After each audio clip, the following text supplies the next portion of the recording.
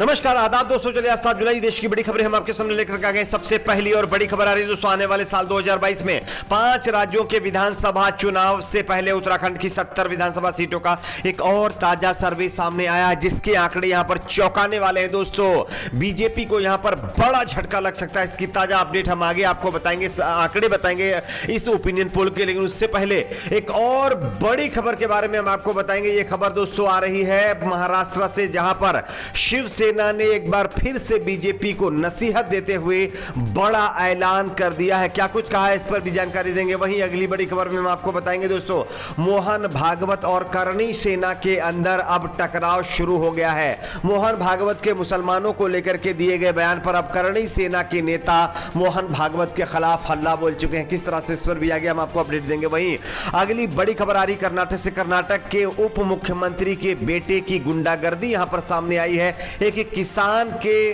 बताया जा रहा है कि कैजुअलिटी के बाद उसी के परिवार को किस तरह से प्रताड़ित किया गया, इसका ताजा मामला सामने आया। इस पर भी आगे हम आपको विस्तार से जानकारी देंगे। वही अगली बड़ी खबर आ रही है पश्चिम बंगाल से। पश्चिम बंगाल में बीजेपी के साथ ममता बनर्जी ने एक और बड़ा खेला खेल दिया है। बीजेपी के कई और नेता अब जो है बीजेपी छोड़ करके टीएमसी में शामिल हो सकते हैं। इसकी भी अपडेट आगे हम आपको देंगे। वहीं अगली बड़ी खबर आ रही है दोस्तों अफगानिस्तान से। अफगानिस्तान में जहां एक तरफ रातों रात अमेरिकी सेना अफगानिस्तान के एयरबेस छोड़कर भाग रही है, वहीं अब जो है वहां के हालात दिन ब दिन खराब होते जा रहे हैं। और इसी को लेकर के अब भारत सरकार ने एक बहुत बड़ा ऐलान कर दिया। क्या ऐलान किया, इसकी भी जानकारी देंगे। वहीं अगली बड़ी खबर आ रही है दोस्तों, जामिया में फाइल वाला राम भक्त अब एक बार फिर से विवादों में आ गया है और इसने एक नया बयान देकर के एक और विवाद खड़ा कर दिया। इस पर भी जानकारी देंगे। वहीं अगली बड़ी खबर में हम आपको बताएंगे दोस्तों, टीएमसी नेता मुकुल रॉय को लेकर के एक दुखद खबर सामने आ रही है। क्या है पूरा मामला, इस पर भी जानकारी देंगे। उससे पहले छोटी सी रिक्वेस्ट दोस्तों, वीडियो को लाइक करके चैनल को सब्सक्राइब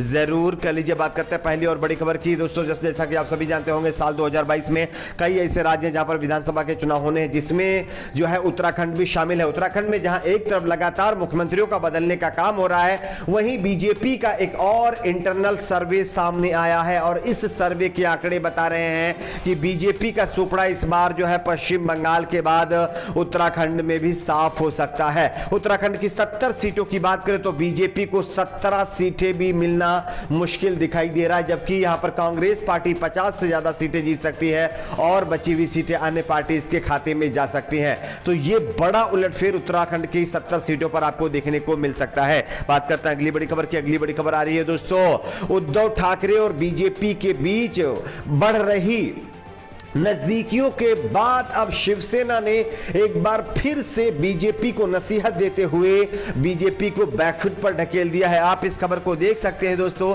महाराष्ट्र के मुख्यमंत्री उद्धव ठाकरे ने मंगलवार को उन अफवाहों को खारिज कर दिया जहां पर यह बताया जा रहा था कि शिवसेना और भारतीय जनता पार्टी फिर से एक बार साथ आकर के सरकार बना सकते हैं। इसके साथ ही उन्होंने हाल ही में संपन्न विधानमंडल के मानसून सत्र के दौरान बीजेपी के व्यवहार की भी आलोचना की। पिछले कुछ दिनों से राजनीतिक हलकों में कयास लगाए जा रहे थे कि उद्धव ठाकरे नीति शिवसेना और बीजेपी के बीच मेल मिलाप की संभावना है, जिनकी राहें 2019 के विधानसभा चुनाव के बाद जुदा हो गई थी और शिवसेना और बीजेपी मिलकर के यहां पर एनसीपी के साथ छोड़ करके शिवसेना बीजेपी के साथ सरकार बना सकती है, ऐसे दावे किए जा रहे थे। लेकिन इस दावों को खारिज करते हुए शिवसेना और जो है के नेता और मुख्यमंत्री जो कि महाराष्ट्र के हैं उद्धव ठाकरे ने बड़ा बयान दिया। उद्धव ठाकरे ने कह दिया है कि ऐसा कुछ भी नहीं है, जो बीजेपी सपने देख रही है उसके सपने ये कभी भी पूरे नहीं हो पाएंगे। बात करते हैं अगली बड़ी खबर की। अगली बड़ी खबर आ रही है दोस्तों, आरएसएस के प्रमुख मोहन भागवत के खिलाफ करणी सेना ने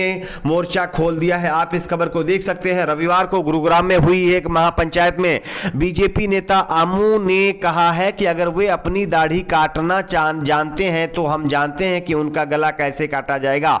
हालांकि हरियाणा के पटौदी शहर में हिंदू समुदाय की यह महापंचायत धर्म परिवर्तन और कथित लव जिहाद अंतर धार्मिक विवाह के विरोध में हुई, जिसमें आसपास के कई गांवों के लोग शामिल थे।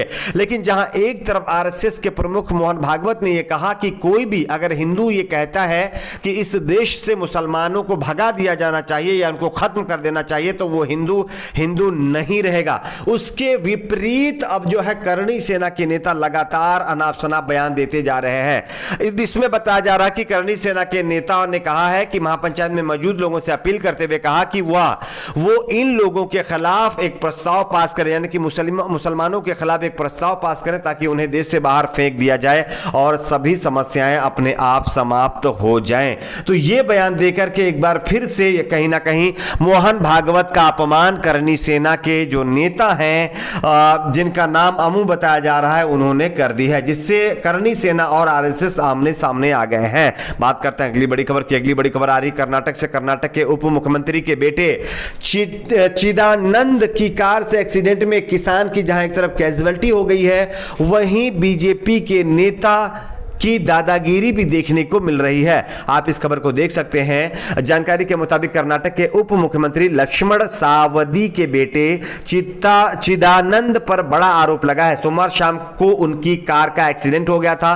अब उन पर आरोप लगा है कि उन्होंने दुर्घटना के शिकार व्यक्ति के परिवार को धमकी दी है। पीड़ित के रिश्तेदारों ने यह भी आरोप लगाया कि चिदानंद सावदी प्रभाव का इस्तेमाल करके मामले को दबाने की कोशिश कर रहे हैं। उत्तरी में बागलकोट के पास कुडाल संगमा क्रॉस के पास राष्ट्रीय राजमार्ग 50 पर एक तेज रफ्तार लग्जरी कार से किसान कोडलेप्पा बोली यानी 58 साल जिसकी उम्र थी वो इस दुनिया में नहीं रहे हैं। किसान की कैजुअल्टी होने के बाद उल्टा जो है नेताजी के बेटे उन्हीं के साथ गुंडागर्दी कर रहे थे, उनको धमका करके डरा करके इस केस को दबाने की कोशिश कर रहे थे। वैसे कर्नाटक के अंदर बीजेपी की सरकार है और बीजेपी की सरकार में अच्छे दिन कुछ इसी तरह से हैं, एंजॉय करते रहिए। बात करते हैं अगली बड़ी खबर की। अगली बड़ी खबर आ रही है दोस्तों पश्चिम बंगाल के अंदर ममता बनर्जी ने बीजेपी के साथ एक और बड़ा खेला खेल दिया। आप इस खबर को देख सकते हैं। पश्चिम बंगाल में विधानसभा चुनाव में मिली हार के बाद बीजेपी को एक और बड़ा झटका लगा है।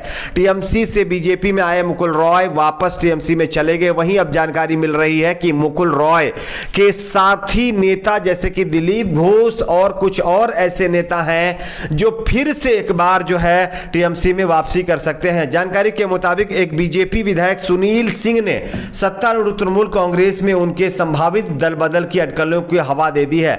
जानकारी के मुताबिक सुनील सिंह लगातार बीजेपी की बैठकों से नदारद रह रहे हैं और उनके साथ कई और विधायक ऐसे हैं जो टीएमसी के संपर्क में हैं और आने वाले दिनों में ये विधायक जो है टीएमसी में यानी कि शामिल हो सकते हैं। तो कहीं ना कहीं पश्चिम बंगाल में चुनाव के बाद ममता बनर्जी का एक और खेला बीजेपी के ऊपर हो चुका है। बात करते हैं अगली बड़ी खबर की। अगली बड़ी खबर आ रही है दोस्तों अफगानिस्तान से, जहां एक तरफ रातों रात अमेरिका की सेना भाग रही है, वहीं अब जानकारी मिल रही है अफगानिस्तान के हालात बद से बदतर हो गए हैं। आप इस खबर को देख सकते हैं। अफगानिस्तान से अमेरिकी और नाटो की सेना की वापसी तेज से हो रही है। इन सैनिकों की पूर्ण वापसी से पहले ही तालिबान ने अपने हिंसक गतिविधियां बढ़ा दी है। जानकारी के मुताबिक जो है अफगानिस्तान के बाद हालात अब बहुत ज्यादा खराब हो गए हैं। टोलो न्यूज के मुताबिक 60 जिलों पर तालिबान ने अभी तक अपना कब्जा जमा लिया और जानकारी मिल रही है कि 400 जिलों वाला अफगानिस्तान बहुत जल्द पूरा का पूरा तालिबान के कब्जे में जा सकता है। और इसी को लेकर के भारत सरकार ने अफगानिस्तान को लेकर के बड़ा फैसला लिया। रिपोर्ट के मुताबिक 1000 से ज्यादा अफगान